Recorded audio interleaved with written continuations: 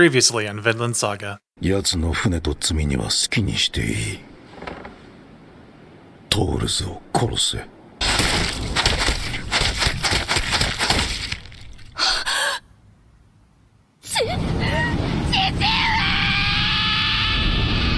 戦場で手柄を立ててみな。ノルドの戦士なんだろ。そしたらご褒美に決闘してやるよ。いいか野郎ども、よく聞け。我々は今からクルート王子殿下の救出に向かう。見つけた。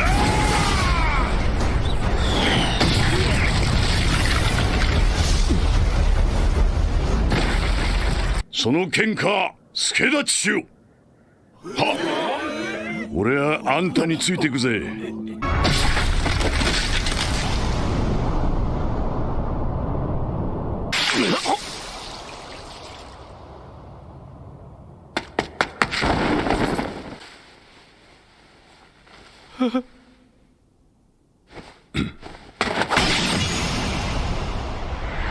やめろ！そやつは殺すな！戦王スヴェン陛下はお隠れになった。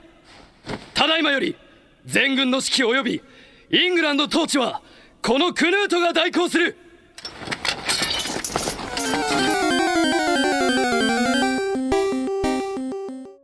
Vinland Saga's slave arc is some of the best manga I have ever read. After the strong setup from the prologue, I was very curious to see where Yukimura would take the character of Thorfinn after having his whole purpose in life stolen from him. And boy, was I not disappointed. Vinland Saga has shown to be unafraid of tackling some serious topics thus far, and that is a trend that will continue moving forward. So sit back, pour yourself a glass of mead, because this video, I will be diving into the finer details of Vinland Saga's second major story section, the slave arc. I want to put a disclaimer out there real quick. So, if you are an anime-only watcher, what I am about to talk about will spoil the events of what's to come with Season 2 and beyond.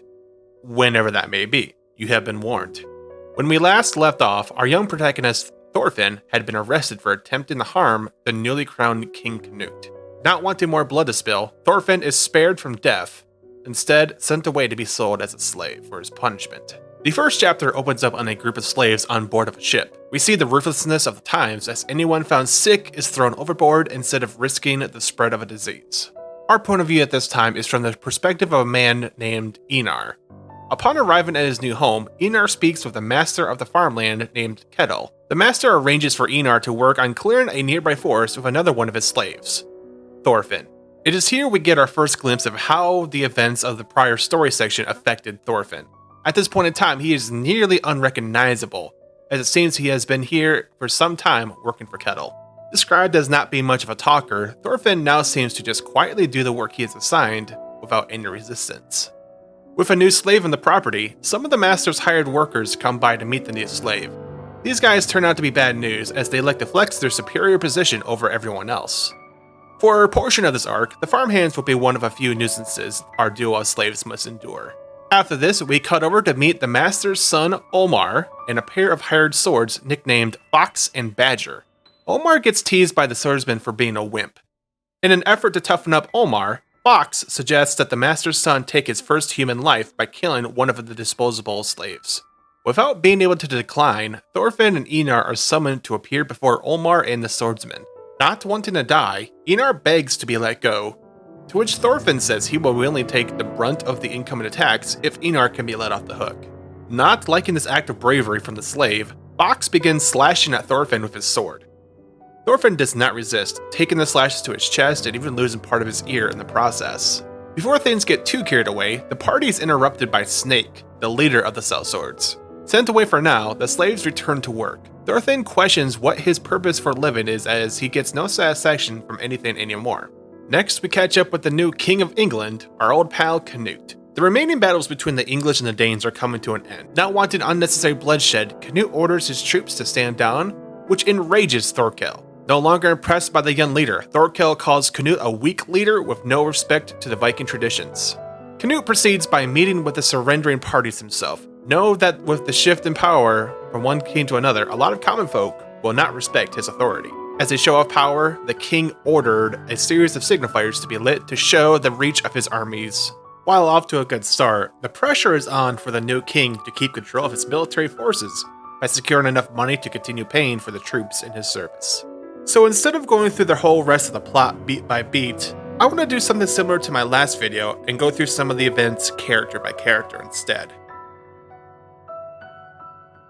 Thorfinn as a character goes through significant development during his time as a slave. The effectiveness of this is largely in part because of what came prior. Before we are even reintroduced to Thorfinn, we already know he has suffered many losses, including his father, and the main driving force of his life, getting revenge against Askeladd. Being a husk of his former self, he goes about his duties as a slave almost like a zombie. It's not until meeting the hopeful Einar does that spark of life start to return to Thorfinn.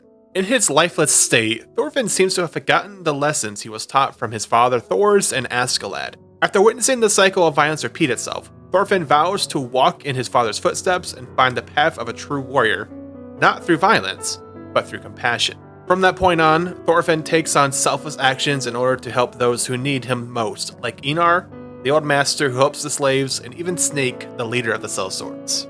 His journey culminates with Thorfinn putting his ideals to the test by trying to peacefully put an end to the war that breaks out on the farm between the owners of the property and King Canute. Speaking of the new king, Canute in this arc is just trying to keep everything stable. After the sudden death of his father, there is some doubt as to whether the young leader is fit for the position of king. Wanting to improve his image, the new king begins to train in the art of sword fighting to better relate to all the warriors he is commanding.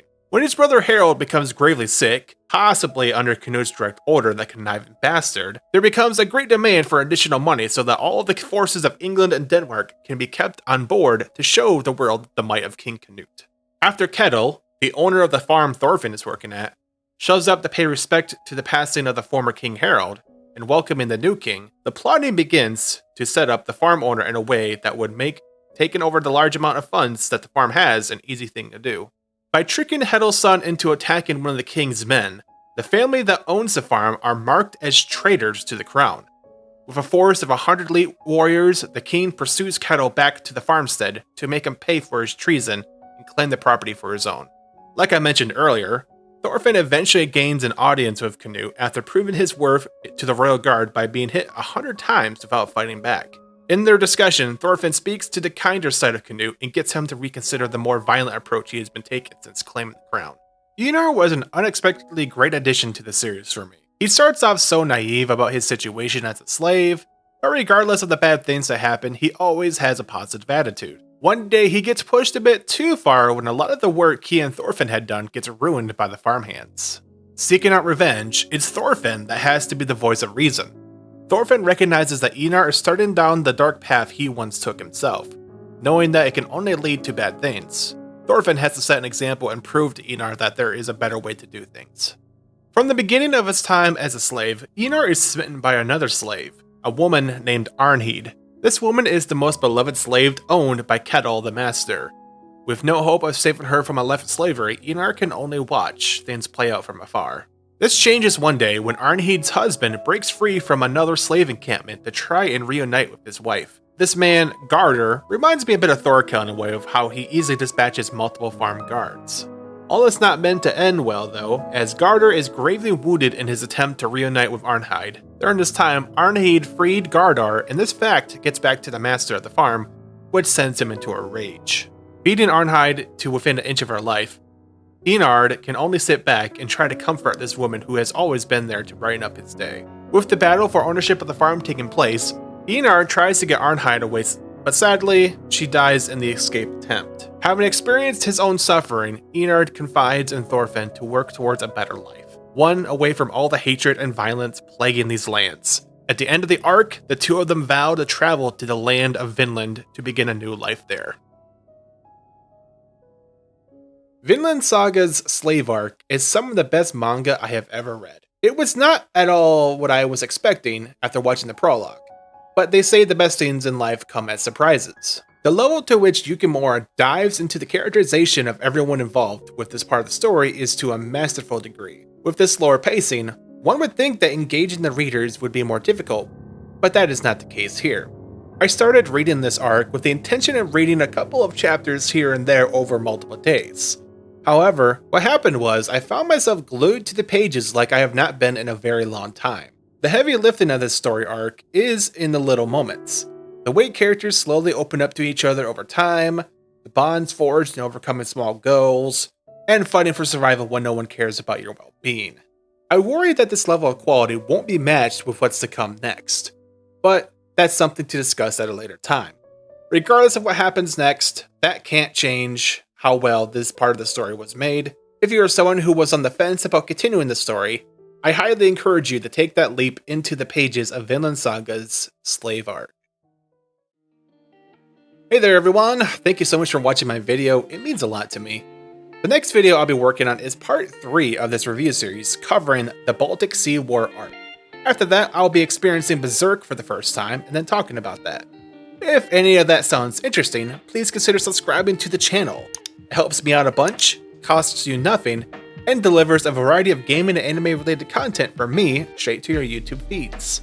That's all I have for now. Remember, be kind to others and have an amazing day. Take care.